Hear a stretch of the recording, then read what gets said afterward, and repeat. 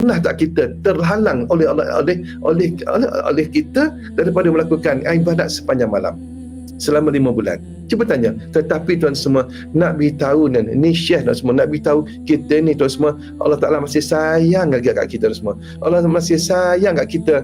Dia tak halang kita daripada kita bangun malam. Walaupun hari-hari kita lakukan dosa, walaupun setiap masa kita lakukan dosa, tetapi Allah Ta'ala masih sayang kat kita. Aku nak tengok kau bangun, kau doa pada aku, kau minta ampun pada aku, kau baca Quran, kau istighfar sampai masuk subuh. Aku akan ampun dosaku. Aku tak akan halang kau daripada kau bangun malam. Itu je betul Allah Ta'ala ni sayang kat kita semua. Duduk teman kita menung, kita duduk termenung seorang-seorang. Duduk kalau Sufyan Al-Sawri terdetik hati dia sehingga Allah Ta'ala halang dia 5 bulan, bukan 5 jam, bukan 5 hari, bukan 5 minggu dan semua, 5 bulan daripada melakukan qiyamul lail atas satu benda yang dia buat. Itu dia hanya sangka buruk pada orang yang sedang menangis.